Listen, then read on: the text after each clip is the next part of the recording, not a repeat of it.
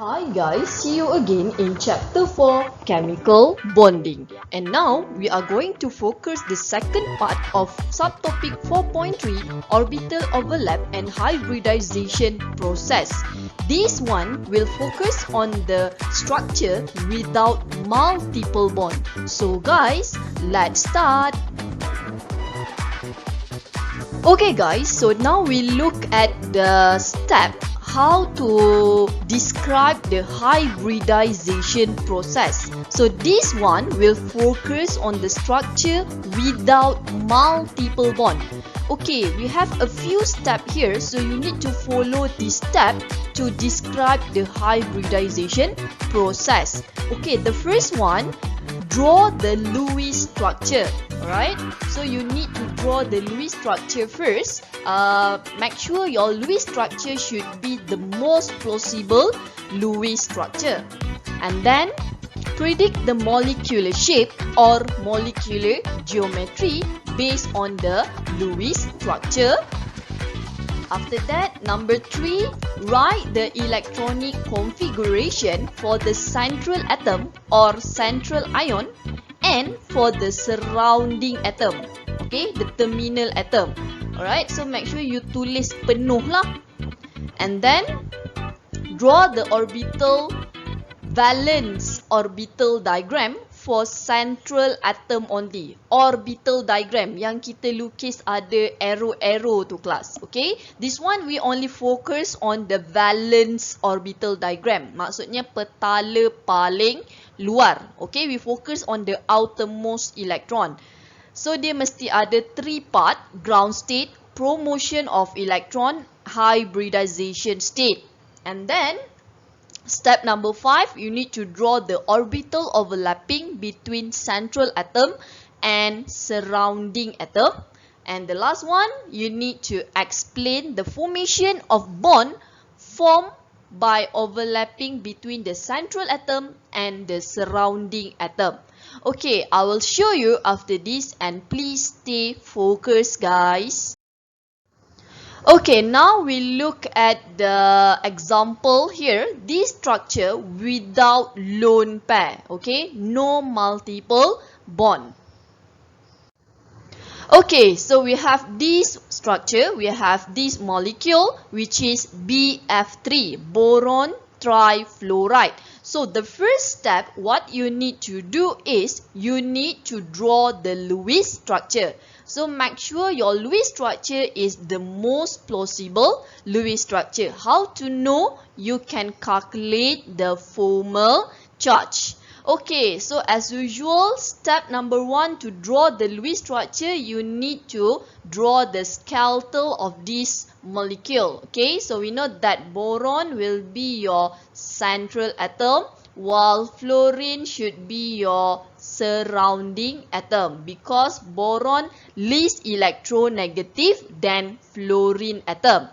Okay, and then calculate the total valence electron. Boron, we know that place in group 13, so 3 valence electron. Fluorine place in group 17, so 7 valence electron times 3.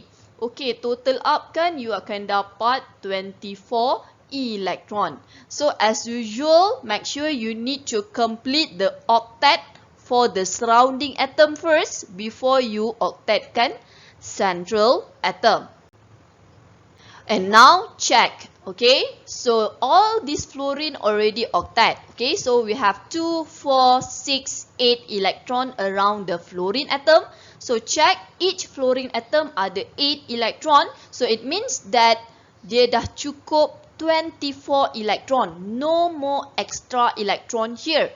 But look at the boron here, the central atom. Okay, before this, we know that if the central atom did not octet yet, so what you need to do, you need to make a multiple bond. But here, no need, because boron termasuk dalam exception to octet rule, which is boron is incomplete octet. Still remember?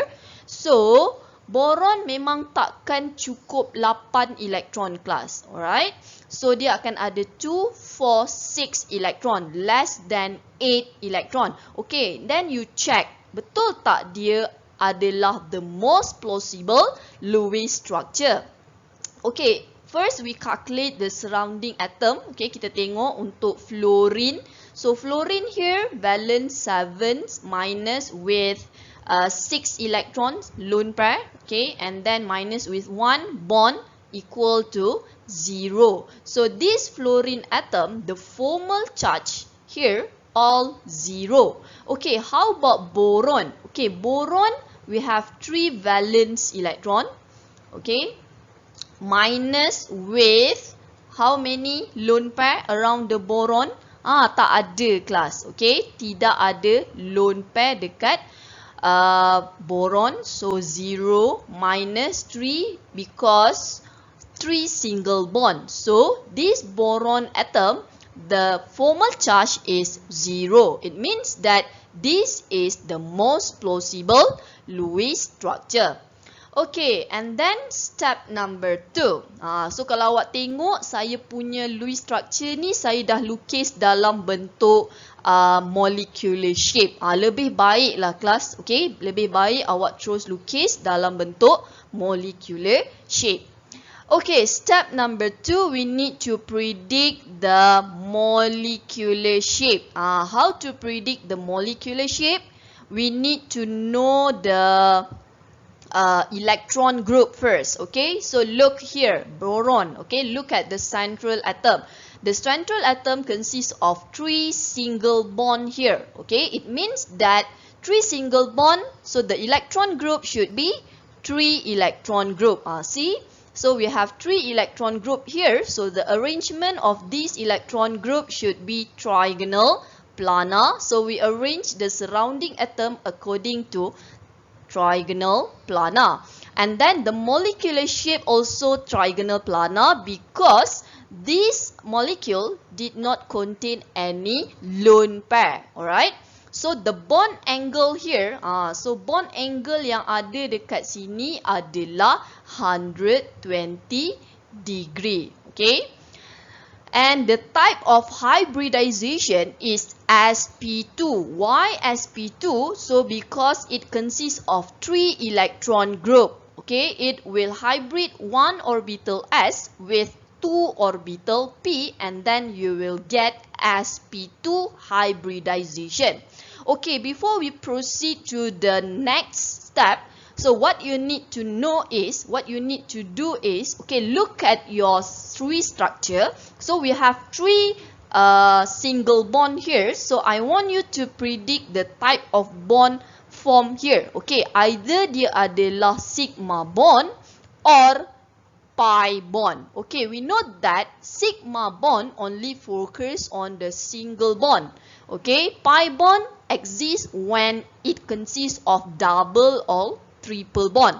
So here we have 1 sigma bond, here also we have 1 sigma bond, and here also we have 1 sigma bond. So inside this molecule we have 3 sigma bond. Nampak kita ada 3 sigma bond. That's why kita punya type of hybridization is sp2. Okay, next step, step number 3, we need to write the electronic configuration for the central atom and for the surrounding atom. So we already draw the Lewis structure just now, and this is the molecular shape. And then you write the electronic configuration for both atom, central and surrounding atom. So look at the proton number, refer to the proton number of boron and fluorine, and then you can write the electronic configuration. So it should be like this. And then step number 4, you need to draw the valence orbital diagram for the central atom only. Okay, for the central atom. So our central atom is boron. So kita akan fokus yang mana kelas? So kita fokus kepada outermost shell. Sebab dekat sini dia kata valence orbital. Okay, so kita akan fokus kepada shell nombor 2. So ini adalah valence orbital in boron. Boleh nampak? So kita buat dia punya step number 4. So ground state. Nampak ground state. So kita ada tadi ikut yang dalam electronic configuration. Like this class. See? So kita ada 2s2, 2p1. Okay, promotion of electron. What is mean by promotion of electron? Okay, look at your molecular shape or your Lewis structure just now. We know that we need 3 sigma bond here. Okay, so sigma bond adalah overlapping between N to N. Okay, maksudnya dia akan share elektron between one boron atom. Okay, satu elektron daripada boron dan satu elektron daripada fluorine. So dia akan share elektron tersebut membentuk satu single bond, iaitu dia adalah sigma bond. Tetapi dekat boron sekarang cuma ada satu sahaja single elektron. Okay, so satu single elektron ni boleh share dengan satu fluorine atom sahaja. So tak cukup sebab kita ada 3 fluorine atom. So we need 3 single elektron. Okay, 3 sigma bond dia perlukan 3 single elektron untuk overlap, untuk sharing with fluorine. Okay, so tak cukup. So what we need to do class, so kita kena promote one of these electron here. Okay, so kita buat promotion of electron. So dia akan jadi macam ni.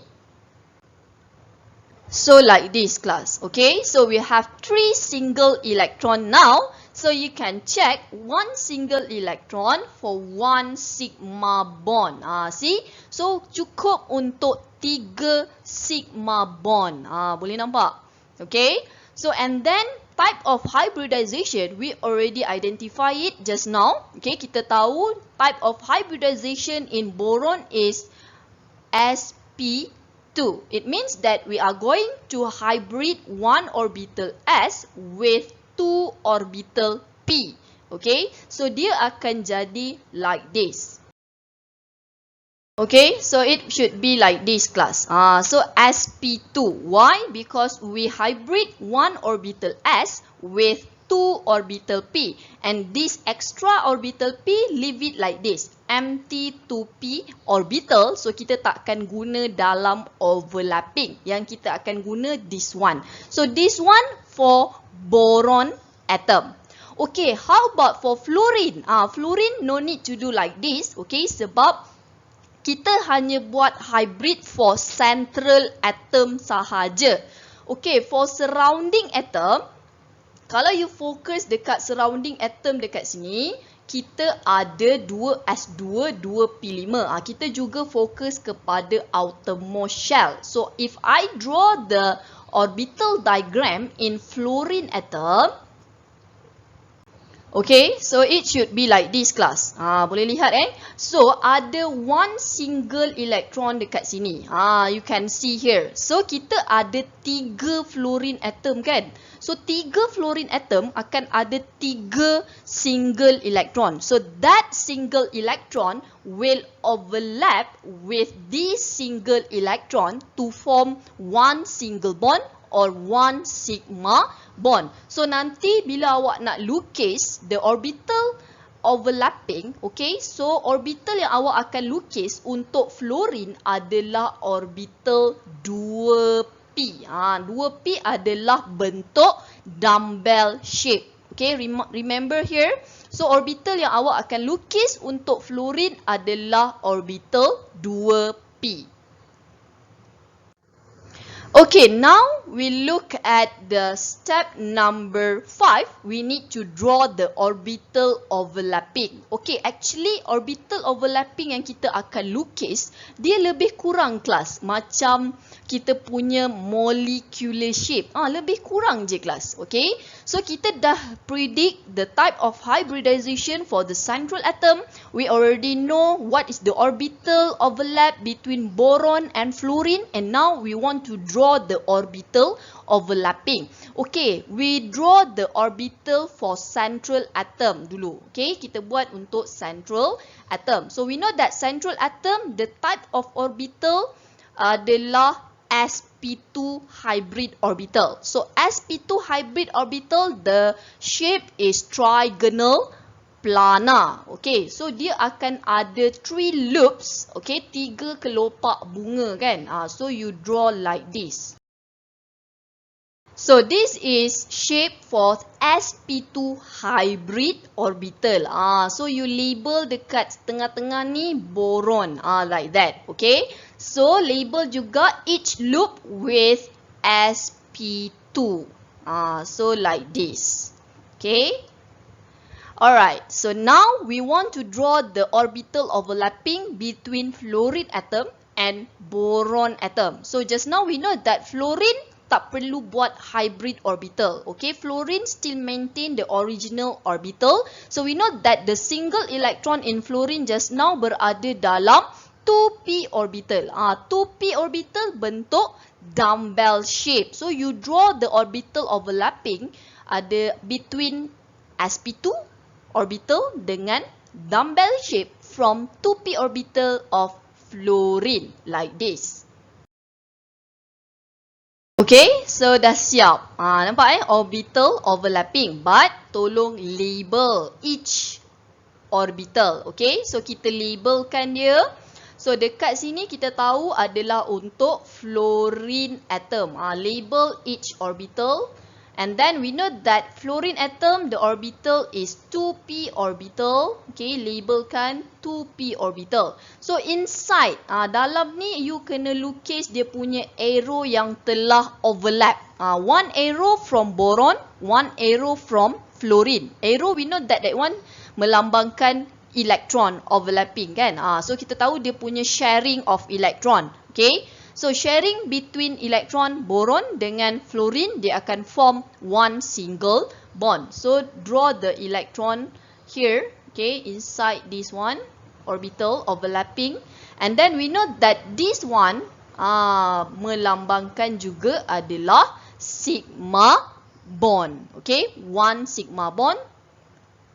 So here we have 3 sigma bond. So this is the orbital overlapping between boron and fluorine atom. So kalau you tengok bentuk dia sama kelas macam molecular shape kat sebelah ni. Sama je. Nampak Sama je. Okay, and the last step is explain the formation of bond involved here. Okay, you just write the simple explanation only like this. Okay, so each boron and fluorine sigma bond formed by overlapping of one sp2 hybrid of boron atom and one 2p orbital of fluorine atom. So like this. Simple je kelas. Boleh? Jelas? Okay guys, so next we look at example structure with lone pair. This one also without multiple bond. Okay, so we have PCl4 minus here. So this is ion molecule. Alright, so what we need to do first, so as usual, you need to draw the most plausible Lewis structure for this ion molecule. So kita buat dulu. So predict the central atom. So the central atom here is phosphorus. Okay, because phosphorus is least electronegativity than chlorine atom.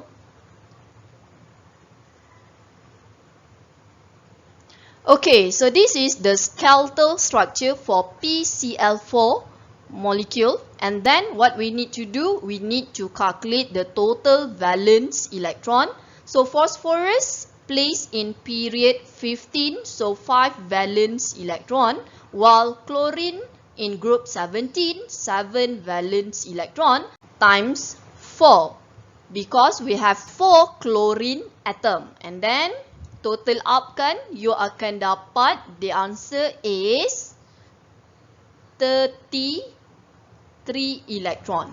Okay, But class, don't forget, this one we have minus charge, okay, negative charge. The negative charge, kalau berada dalam molecule, kita tahu when you calculate the total valence electron, negative refer kepada that molecule will accept electron or gain electron. So you kena tambahkan lagi satu elektron. Kalau positif, kita akan tolakkan. So total kat sini adalah 34 electron. And then complete the octet first for the surrounding atom. Okay, like this. All the surrounding atom already octet now. So check. Okay, so each chlorine atom here, around this chlorine atom consists of 8 electrons. So if we have 4 chlorine atom here, it means that there ada 32 sahaja. So kita ada 34 class. It means that total sekarang baru ada 32. So we have extra electron which is 2 electron. So we know that the extra electron kita kena letak dekat central atom like this. Okay. So now check your central atom. Okay. Your central atom now consists of 2, 4, 6, 8, 10 electron. Lebih 8. Macam mana kelas? It's okay because if you check in the periodic table, phosphorus berada dalam period 3. So period 3 juga termasuk dalam, elemen in period 3 juga termasuk dalam exception to octet rule, which is it can expand the structure. It means that around the central atom boleh ada lebih daripada 8 elektron. So this is our Lewis structure, but don't forget this one is ion. So you need to draw the bracket. What kena buat bracket like this. Okay. So negative. Alright. So nak check macam mana? So you boleh check dengan menggunakan formal charge. Right. So kita kira formal charge untuk chlorine dulu. So chlorine 7 valence electron minus with 6 electron around the chlorine atom, lone pair dia, minus with 1 bond. So sama dengan 0. So it means that all chlorine atom here, the formal charge is 0. Sebab sama je kan semua. Like that. Okay, and then for the phosphorus, kita kira valence dia 5 tolak dengan lone pair ada 2 lone electron minus with 4 bond sama dengan negative 1. So negative 1. So betul ke total formal charge kat sini? Total formal charge dekat sini kalau you tambahkan 0 plus 0 plus 0 plus 0 equal to negative 1. So you nampak equal to negative 1. So memang sama dengan jumlah charge dia dekat sini. So this is the most plausible Lewis structure for phosphorus tetrachloride ion molecule. Okay. So step number 2, predict the molecular shape. So actually I already draw the structure for this Lewis structure according to the molecular shape. So if you look at this central atom, it consists of 1 lone pair and 4 bond. Dia ada 1 lone pair, 4 bond. So how many electron group? Yes, it should be 5 electron group. So the arrangement of the surrounding atom and this lone pair should be trigonal bipyramidal, but the molecular shape is seesaw because this central atom consists of 1 lone pair. So the bond angle here is less than 90 degrees, less than 120 degrees. So you boleh labelkan kat sini less than 90 degree and here is less than 120 degree. So like that. Okay, lebih baik labelkan dia. Okay. And then the type of hybridization is sp3d. Why sp3d? Because we have 5 electron group. So we are going to hybrid 1 orbital s with 3 p orbital and 1 orbital d. So and then you will get 5 electron group. Okay, next step number 3. As usual, you need to write the electronic configuration for the central atom and for the surrounding atom. But now, our central atom, bukan atom kelas. Dia adalah central ion. Why? Just now, kita dah kira formal charge for the central atom adalah negative charge. So still remember? So, if you write the electronic configuration for central atom, dia bukan lagi atom tetapi ion P minus. Okay, kalau you buat untuk phosphorus, okay, phosphorus dia akan jadi macam ni. Okay, it should be like this. Okay, so dia dekat belakang ni dia akan jadi 3s2, 3p3 because phosphorus in group 15. Okay, so it consists of 5 valence electron. So 3p3, but when we calculate the formal charge for phosphorus, it should be P minus, negative charge. Biasanya negative ion molecule ni atau positive ion molecule biasanya charge dia memang berada pada central biasanya. Okay, tapi kalau nak selamat, kira formal charge untuk setiap atom. But sometimes charge juga boleh berada pada surrounding atom. Okay, so ini adalah untuk neutral atom of phosphorus. But for the ion, okay, bila dia jadi minus charge, okay, negative charge, it means that it will gain 1 electron. Okay, so dia akan jadi 3p4. Sebab tu dia punya electronic configuration not 3p3. So ini yang asal Okay, so you need to be careful. And then for the chlorine atom, you akan buat this electronic configuration. Okay, dia adalah untuk atom lah sebab all the chlorine atom here, the formal charge is 0. Alright, so this is the electronic configuration.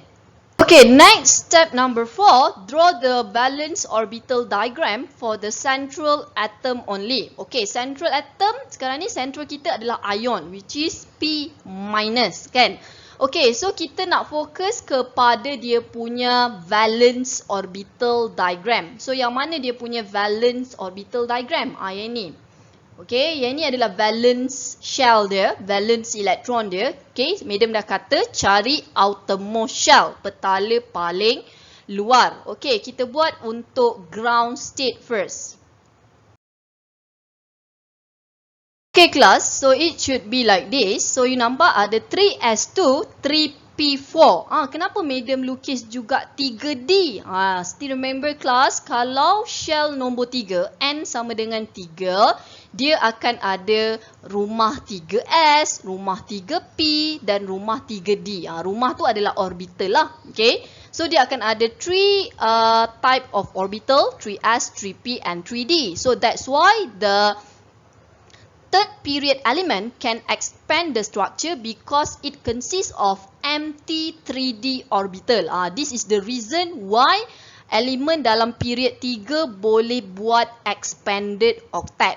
Okay, so you boleh nampak kat sini. So you wajib lukis 3D orbital. Okay, especially if the valence shell bermula daripada 3, 4 atau 5 lah. Kalau 2 tadi dia tak ada 2D kan.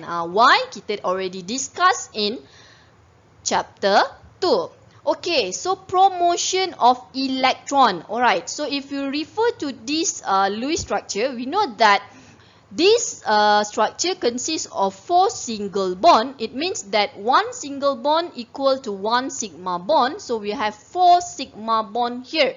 So if we have 4 sigma bond here, we need 4 single electron here. So kita baru ada 2 single electron class. So we need another 2 single electron because that electron will share with 1 electron from chlorine atom, each chlorine atom.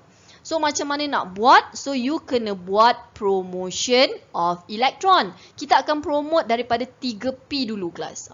Nampak So kita promote ke sana. Okay. And then kita tahu kita ada satu lone pair dekat sini. Nampak tak? Dekat phosphorus ni ada satu lone pair. Elektron yang berpasangan tidak membentuk ikatan. So bermakna elektron ni dia takkan share dengan mana-mana atom. So dia akan duduk diam-diam je kat situ. So dekat 3s ni kelas, inilah refer kepada lone pair of the electron. So you jangan promote that electron. So electron tu lah yang melambangkan lone pair. Kita hanya promote start daripada 3p dulu. Okay. So you akan dapat macam ni. So you akan dapat macam ni, 3s masih kekal sebab this one refer kepada satu lone pair. And then kita dah dapat 4 single electron. So this single electron will form 4 sigma bond. Cukup tak kelas? Cukup. Okay. So cukup. So no need to promote this 3s orbital electron because this one refer kepada lone pair. Okay. So the type of hybridization that we already predict just now is sp3d. It means that we are going to hybrid one orbital s with 3p orbital, okay, and one 3d orbital. So you akan dapat like this. Okay, so kita akan kacukkan hybrid kan, satu orbital s dengan 3 orbital 3p dan satu orbital 3d. So kita akan dapat sp3d and then all the electron awak lukis je balik. Maksudnya kita gabungkan dia kan. Okay, untuk jadi sp3d hybrid orbital for phosphorus ion. Okay, for the empty 3D orbital you wajib lukis, tapi lukis kosong macam ni je lah. Okay, labelkan empty 3D orbital. Boleh? And then step number 5, we are going to draw the orbital overlapping. Alright, so kita nak lukis orbital overlapping sama macam tadi. Okay, dia sama juga macam molecular shape. Madam dah cakap tadi kan. Cuma kita lukis dalam bentuk bunga-bunga kan. Okay, kita buat untuk central atom dulu. Central atom kita tahu tadi dia adalah sp3d orbital which is 5 electron group. So we know that the arrangement for the loop should be trigonal bipyramidal. Dia akan ada 5 kelopak bunga. Macam ni. Okay, so this one is sp3d orbital for phosphorus ion. So don't forget to label this orbital with P minus. Letak terus. Okay, P minus. Kalau awak tak nak letak minus dekat tengah-tengah, awak negative charge tu, awak boleh buat bracket macam Lewis structure. Okay, and then labelkan each loops with sp3d. Okay, so like this. Boleh nampak Okay, kemudian kita akan buat orbital overlapping between phosphorus and chlorine. So if you still remember just now, for the chlorine, okay, chlorine tadi dia punya valent shell dia ada 3s2, 3p5. Okay, so if you draw the orbital diagram, it should be like this. Okay, so the single electron in chlorine atom berada dalam 3p orbital. So 3p orbital, how's the shape? Yes, dumbbell shape. So awak kena lukis dumbbell shape overlap with this sp3d hybrid orbital like this. Okay, and then label your orbital. So with kita tahu ini untuk chlorine, right? So label juga dia punya loops with 3p orbital. And then as usual, labelkan juga bahagian dalam electron sharing. Like that. So we know that electron sharing between phosphorus ion and chlorine atom will form sigma bond. Okay, like that.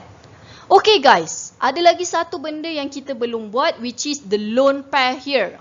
So here we have extra loops here. So extra loop ni lah yang you akan lukis dia punya lone pair. Like that.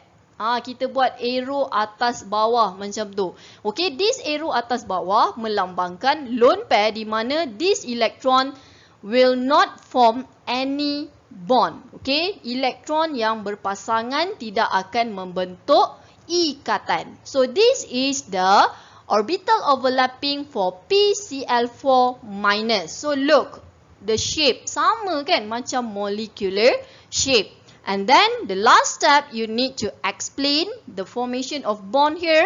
Okay, so each P minus ion Cl with Cl atom form sigma bond. We know that.